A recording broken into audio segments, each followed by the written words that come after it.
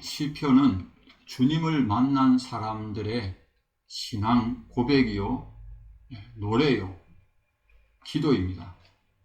삶에서 전한 주님을 찬양하는 시로 된 형식이 시편입니다.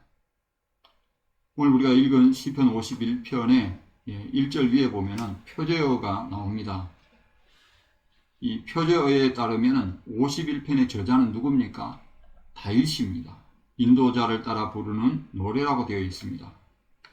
그 배경은 다윗이 밧세바와 동침한 후에 선지자 나단이 그에게 왔을 때입니다. 이때가 다윗의 일생에 큰 오점을 남긴 시기입니다. 이 일로 다윗은 그동안에 형통한 삶을 살아왔지만은 이 일로 인해 가지고 이후에 다윗의 삶은 형통하지 못한 삶을 살게 됩니다. 대낮에 자기의 후궁들이 겁탈을 당한 것은 남편 있는 여인을 은밀하게 불러내 가지고 자기 욕정을 채웠기 때문입니다. 자식끼리 피비린내 나는 싸움을 하고 이제 압살롬의 배반을 받고 그리고 시므이의 저주를 받고 나중에는 압살롬이 죽습니다. 자, 이것은 햇사람 우리아를 암몬 사람의 칼로 빌려서 죽였기 때문입니다. 그는 저주받을 일을 한 것입니다. 바로 이러한 배경으로 시편 51편은 다윗에 의해 기록되었습니다. 다윗이 성령의 감동하에 기록한 이 시편은 메시아 시편이라고도 불립니다. 여러분, 다윗은 우리와 똑같은 사람입니다. 한때는 하나님 마음에 합한 사람이었고 성군이었습니다. 자, 이런 다윗도 이렇게 죄를 지었습니다. 그것도 죽을 죄를 하나님 앞에 지은 것입니다. 그런데도 다윗은 하나님께 죄사함을 받았습니다. 따라서 다윗이 쓴 이 시를 통해서 죄인들은 소망을 가질 수 있는 것입니다. 나 같은 죄인도 죄 용서받을 수가 있는 것입니다. 바로 그 이유를 시인은 51편에서 신앙 고백이요, 또 기도요, 노래로서 우리에게 들려주고 있습니다. 자, 첫째로 하나님의 은혜는 죄인의 죄를 지우시기 때문입니다. 그 말씀이 우리가 읽은 이제 본문 말씀에 기록되어 있습니다. 그것이 이제 우리가 1절에서 보시면은 이제 6절까지 내용으로 본문이 기록되어 있습니다. 자, 누구나 여러분 이 세상 살면서 잊지 않고 싶은 기억이 있죠. 대체로 그런 기억은 즐거웠던 시간, 행복했던 시간들입니다. 반대로 우리가 살면서 잊고 싶은 기억이 있습니다. 그것은 슬펐던 시간, 불행했던 시간들입니다. 다윗의 인생에서 즐거웠던 시간은 언제였을까요? 그가 행복했던 시간들은 어느 때였을 것 같습니까? 각자 한번 상상해 보시기 바랍니다. 반대로 다윗의 삶에서 정말 지우고 싶은 시간들이 언제였을까요? 바로 정욕을 참지 못해서 남편 있는 여인을 데려다가 동침한 때입니다. 이 배경이 된 말씀은 사무엘하 11장 12장을 읽어보시면 여러분들이 내용을 이해할 수 있습니다. 처음부터 다윗이 계획적으로 우리아의 아내 밧세바를 갖다가 범하려고 했는가? 그것은 아닙니다. 그 남편 우리아를 죽게 하려고 했던 것도 아닙니다. 남편 있는 여인을 범한 후에 그가 완전 범죄를 이제 꿈꾸기 위해서 했지만은 뜻대로 되지 않자 우리아를 죽을 수밖에 없도록 사건을 꾸민 것입니다. 이 일로 인해서 다윗의 인생은 죄로 얼룩진 삶이 되어버립니다. 자기 인생에서 지우고 싶은 날이 된 것입니다. 만약 다윗이 여러분 예루살렘 궁에 남아있지 않고 그날에 이제 암몬 사람과 싸우는 그 전쟁터에 같이 싸움에 나갔더라면 우리아의 아내 밧세바를 범하지 않았을 것입니다. 라고 우리는 생각할 수 있겠죠. 더구나 햇사람 우리아를 죽게 하는 일은 일어나지 않았을 것이라고 할 수 있을 것입니다. 그러나 한편으로 생각해 보면 여러분 똑같은 상황이 만약에 주어졌다면 밧세바가 아닌 다른 여인에게도 그렇게 했을 것이에요. 또한 그 여인의 남편도 죽었을 것입니다. 왜 그렇겠습니까? 다윗도 사람이기 때문입니다. 죄를 지을 수밖에 없는 연약한 인간이기 때문에 그렇습니다. 그것은 다윗뿐만 아니라 우리도 마찬가지입니다. 따라서 다윗도 저와 여러분도 무엇이 필요하죠? 주님의 은혜가 필요합니다. 왜입니까? 이 은혜를 하나님은 자기가 철저하게 죄인임을 인정하고 죄를 자백하는 자에게 베푸시기 때문입니다. 여러분에게 흥미로운 질문을 드리겠습니다. 다윗은 죄를 범한 후에 자수를 했을 것 같습니까? 아니면은 자백했을 것 같아요? 여러분 어떻게 생각하세요? 어느 쪽이 더 가깝다고 생각합니까? 자, 자수와 자백은 다릅니다. 자수는 뭐냐? 범죄를 저지른 범인이 수사기관에 스스로 자신의 범행 사실을 인정하는 것을 말합니다.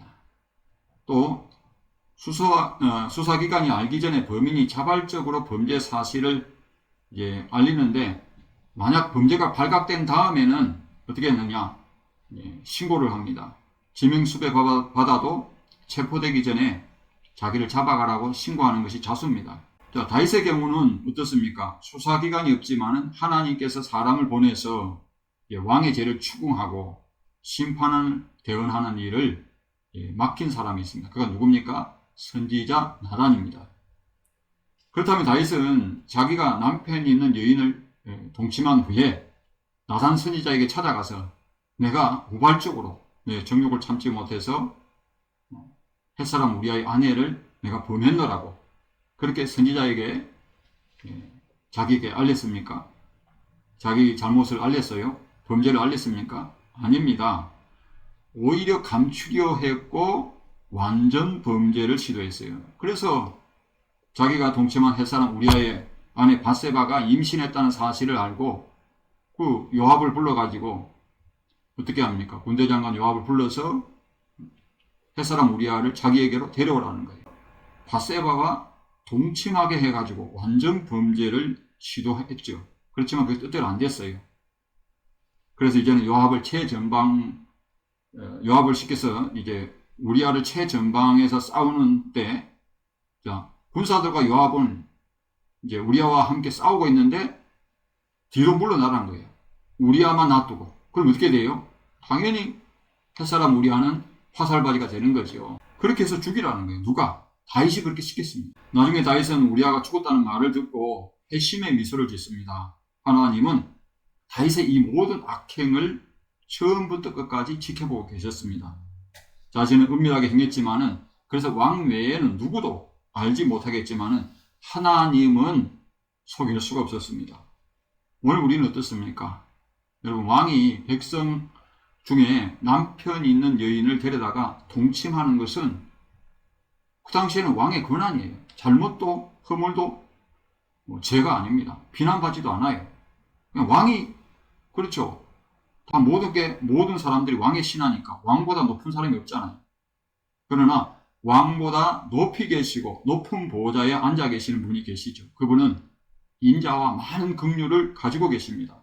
본문 4절에 보시면 악을 행한 자라고 하더라도 불의한 자라도 의롭다고 칭하여 주시는 분이십니다. 단 주님의 은혜를 구하는 자에게입니다.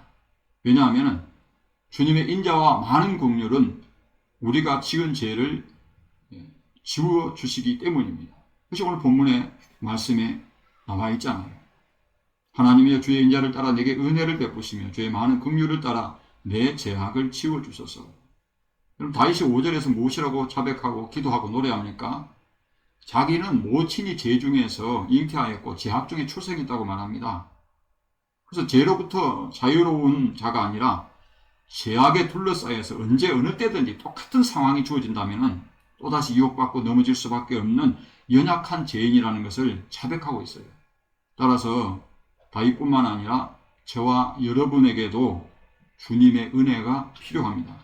그래야 할 때 본문 6절 말씀처럼 주님이 주시는 지혜로 우리가 제약된 본성을 가진 연약한 인간이라는 것을 우리가 5절 말씀이죠. 깨닫게 됩니다. 여러분, 세상법을 어긴 자들은 교도소 생활하면서 자신의 범행을 인정하지 않고 합리화하려 드는 자들도 있습니다.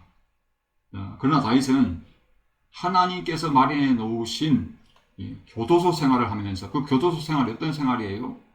그래서 그가 범죄한 후에 하나님께서 다윗의 삶을 어떻게 합니까? 완전히 이전의 삶과는 다른 삶을 살게 하죠. 불통한 삶을 살게 하고, 자식의 모반을 받고, 자식끼리 피비린내 나는 싸움을 싸우게 만들고, 결국은 압살롬이 이제 죽게 되는 일을 겪게 되잖아요. 하나님께서 마련해 놓으신 그것이 교화소 아닙니까? 그는 바로 그러한 하나님께서 주시는 징계를 받고 자기의 죄를 철저히 깨닫습니다. 그래서 주님의 은혜가 자기의 죄를 지울 수 있음을 확신하고 있는 것입니다. 그것은 하나님께서 자기에게 지혜로 은밀히 알려주셨기 때문이라는 거예요. 그것이 오늘 본문 6절의 말씀입니다. 그러므로 죄인들은 하나님께서 마련해 놓으신 교화소에 들어갔다면, 지금 그런 징계를 받고 있다면 어떻게 해야 됩니까? 하나님을 원망하지 마시고 철저히 자기가 죄인이라는 것을 깨닫고 주님의 은혜를 구하시기를 바랍니다. 자, 둘째로, 이 소식은 예수 그리스도께서 죄인을 구원하는 기쁜 소리가 되기 때문입니다. 그 말씀이 우리가 읽은 7절에서 13절의 내용의 말씀입니다.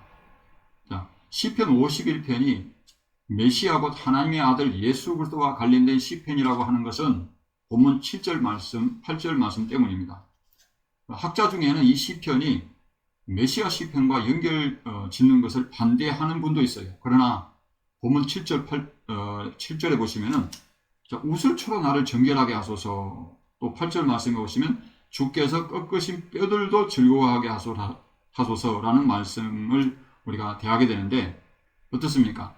다윗의 속죄와는 관련이 있는 것 같습니까? 없는 것 같아요. 다윗의 속죄와는 관련이 없는 것처럼 보입니다. 레위기 14장 52절, 또 민수기 19장 6절에 보시면은, 자, 우슬초는 정결케 하는 제사에 주로 사용되었어요. 자, 그러나 8절에 주께서 꺾으신 뼈들도 즐거워하게 하소서라는 구절은 우슬초와는 관련이 없는 것처럼 보입니다. 오히려 민수기 9장 11절에 보시면 6월절에 쓰인 어린 양은 그 뼈를 하나도 꺾지 않았다 그랬어요. 따라서 이 51편 7절과 8절은 메시아로 오신 예수 그리스도와 직접적으로 관련된 말씀으로 받아들여야 한다는 것입니다. 그래서 본문에 보시면 우슬초는 죄를 정결케 하는데, 깨끗하게 하는데 수단으로 사용되고 있고, 이는 요한복음 19장 29절 30절 말씀에 보면 예수님이 십자가에 못 박혀 달리실 때에 내가 목마르다 이렇게 예수님이 갈증을 느끼셨어요. 그럴 때에 우슬초로 갈증이 난 목을 축인 일이 있었습니다.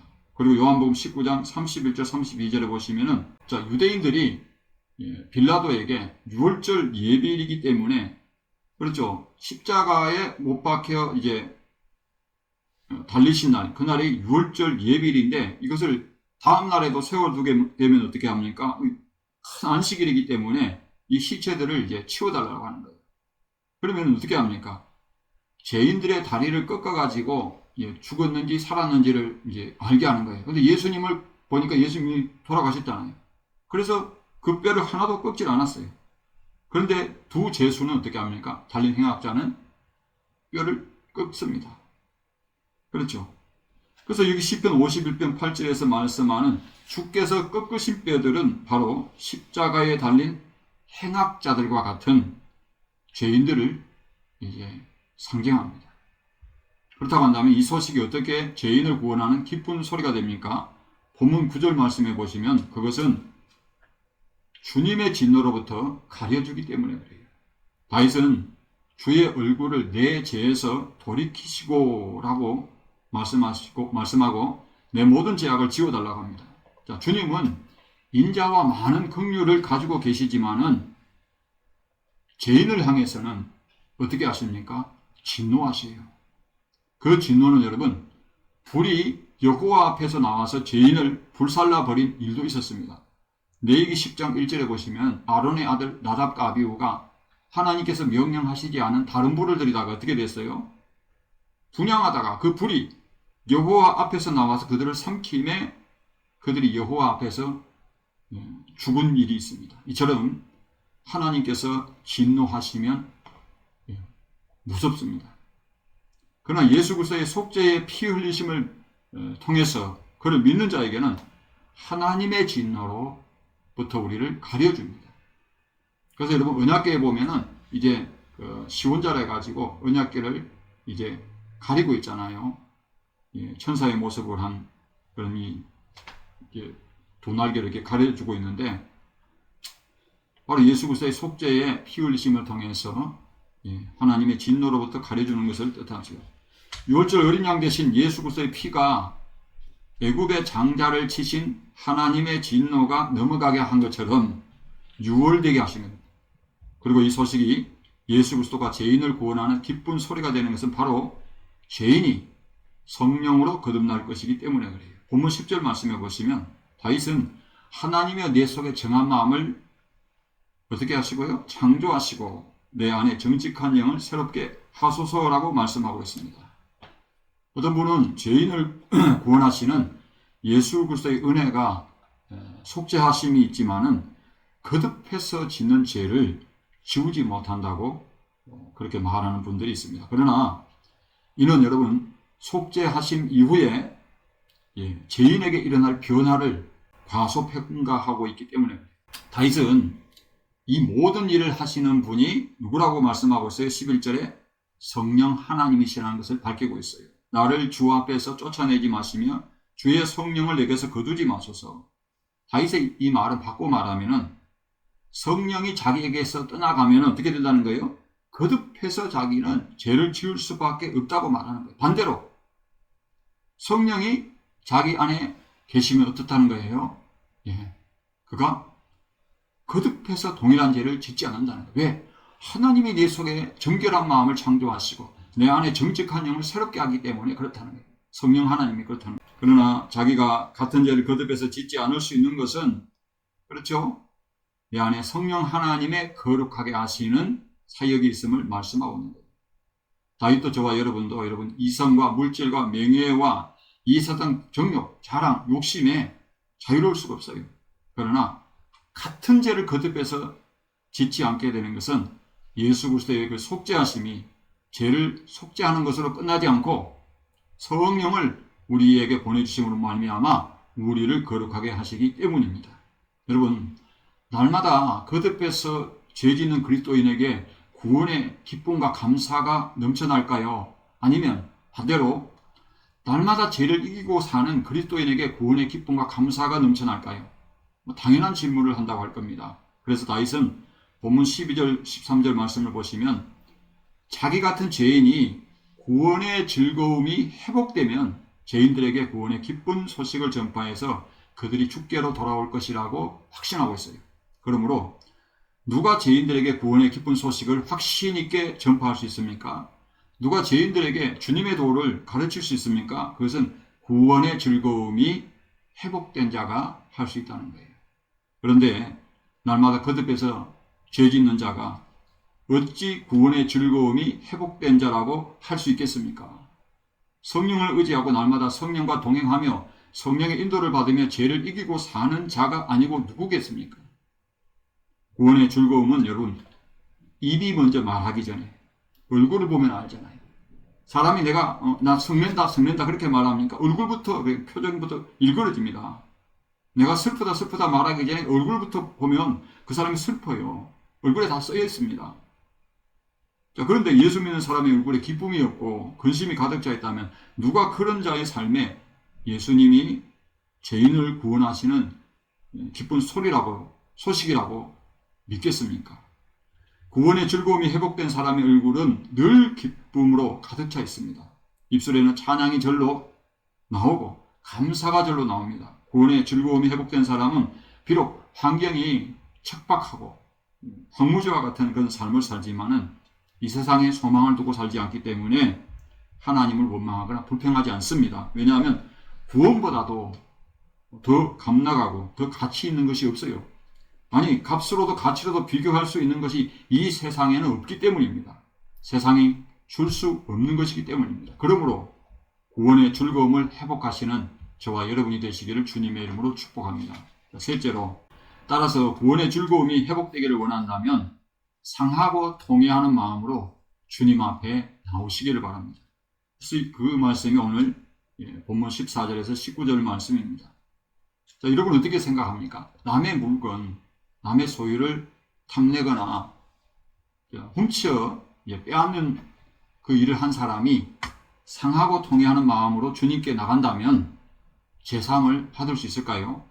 또 남을 험담하고 뒤에서 수군수군하고 시기하고 질투한 사람, 거짓말한 사람이 자기 죄를 인정하고 주님께 상하고 통회하는 마음으로 나간다면 제사함을 받을 수 있겠다고 생각하십니까? 아마 여기에 여러분은 상하고 통회하는 마음을 주님은 멸시하지 않을 것이라 그렇게 확신할 것입니다.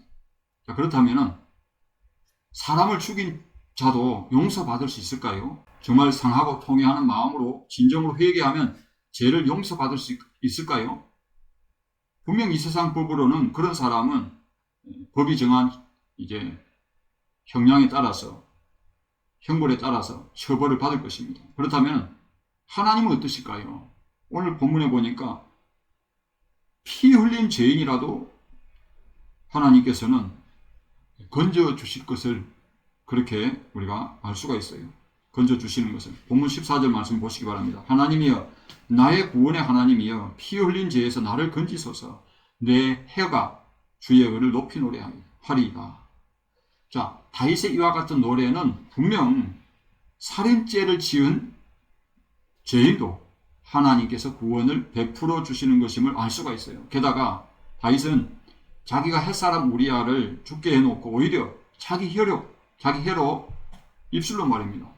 그렇게 피 흘린 죄에서 구원해 주신 하나님의 의로우심을 높이 노래하고 있습니다. 여러분은 다윗의 이러한 모습을 어떻게 생각하십니까? 여러분, 영화 밀양이라는 그 영화가 있는데 여기에 이제 전도연이나 또 송강호 배우 같은 아주 대스타 좀 알려진 배우들이 나옵니다. 칸 영화제에 한 사람은 60회에 이제 칸 영화제에 여우 주연상을 받고 또 75회에 송강호는 또 나무 주연상을 받습니다. 그러니까 이 밀양으로 인해 가지고 어떻게 보면은 이제 대스타가 된 사람들이라고 할 수 있습니다. 자, 이 내용을 이제 대충 제가 말씀을 드리면 이 신혜라는 사람이 있어요. 여자분인데 33살입니다. 근데 남편이 사고로 죽었어요. 그래서 이제 남편의 고향인 이 밀양으로 오는 거예요.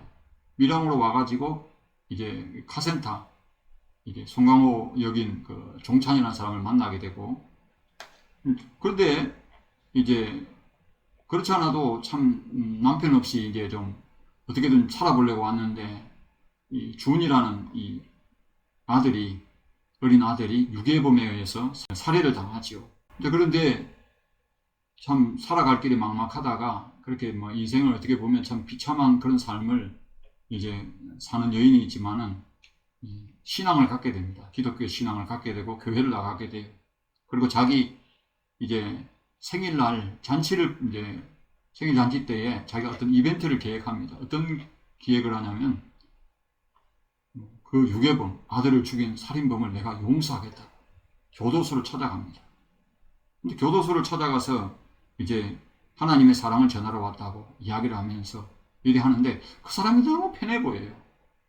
그리고 괴로워하는 것 같지도 않아요. 전혀 살인범 같지도 않아요. 그래서 이제 이야기를 해보니까 뭐라고 말하냐면 이미 자기는 용서받았다는 거예요. 그리스도인이 되었다는 겁니다. 그러면서 나는 이미 하나님께 죄 용서받아서 마음이 편합니다 하면서 기뻐하는 거예요. 그러니까 시내가 아니 그 사람을 용서하러 왔는데 이미 하나님께서 용서해버렸다고 하니까 꼭지가 돌아버린 거예요. 도무지 그렇게 그런 살인범을 내가 용서하기도 전에 하나님 용서해 줬다는 말에 이해가 안 가는 거예요. 그러면서 하나님께 대한 반감을 갖게 되는 거예요. 그러면서 십계명을 범합니다. 자, 이 영화는 많은 것을 생각하게 해요. 가해자와 피해자와의 관계에서 죄 용서에 대해서 진정으로 피해자에게 용서를 구하지 않았음에도 이미 용서받았다고 하는 자를 어떻게 용서해야 하는지, 아니 용서받았는데 어떻게 용서할 수 있겠어요? 이게 많은 것을 이제 고민하게 하고 생각나게 합니다. 그러나 분명한 것은 여러분, 하나님은 피 흘린 죄인의 죄라도 진정으로 상하고 통회하는 마음으로 나가면 그를 물리치지 않는다 그런 거예요. 그 말씀이 16절 17절 말씀입니다. 왜 그렇습니까?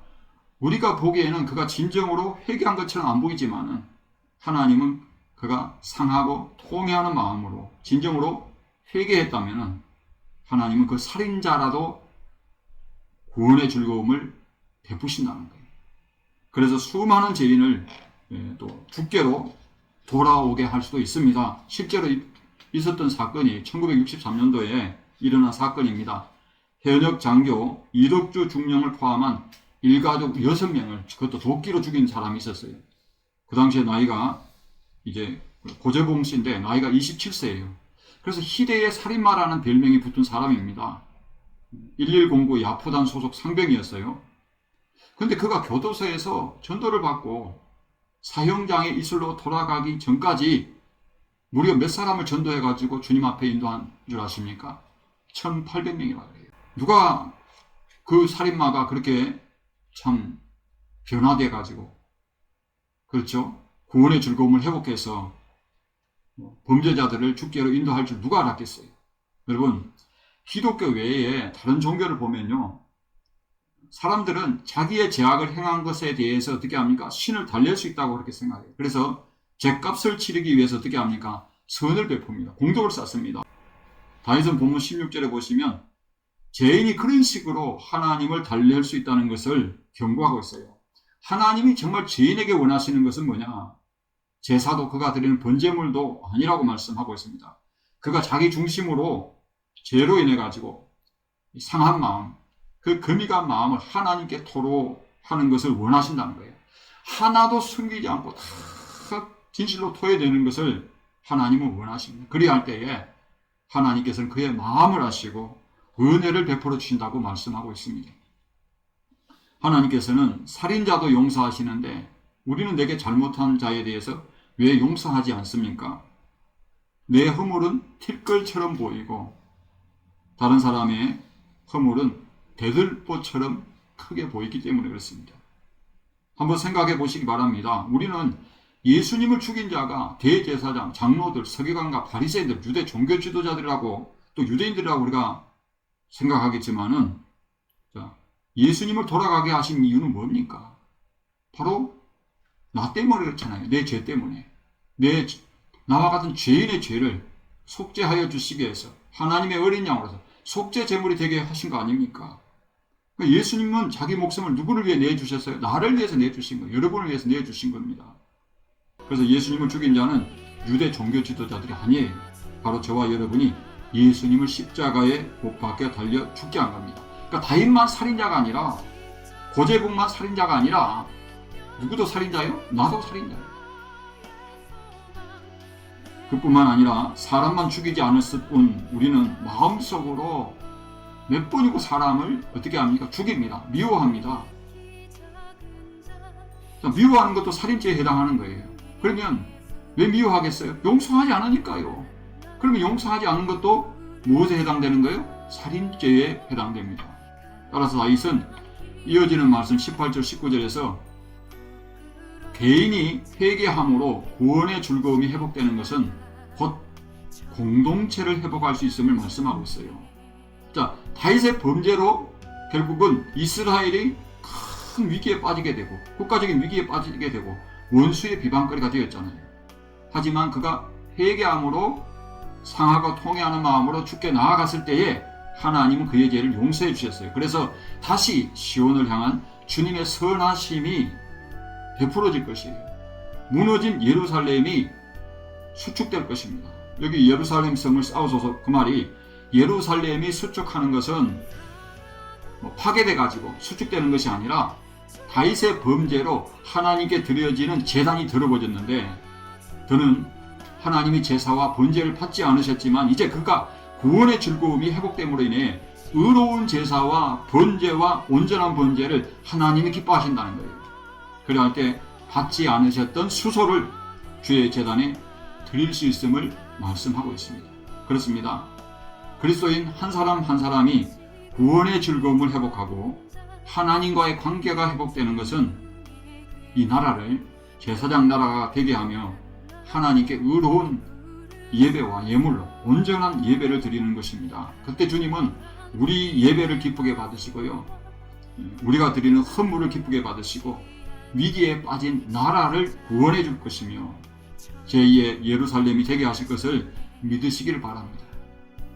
구원의 즐거움이 여러분 각자가 회복돼야 바로 기쁜 소리가 들려지는 거예요. 예수님이 구원하신다는 소식을 널리 전파할 수 있는 저와 여러분이 되시기를 주님의 이름으로 축복합니다.